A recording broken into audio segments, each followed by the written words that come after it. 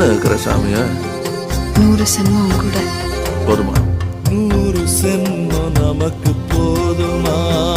வேற வர ஏதும் கேப்பமா? சகாவரம் கேப்போம் அந்த சாமிய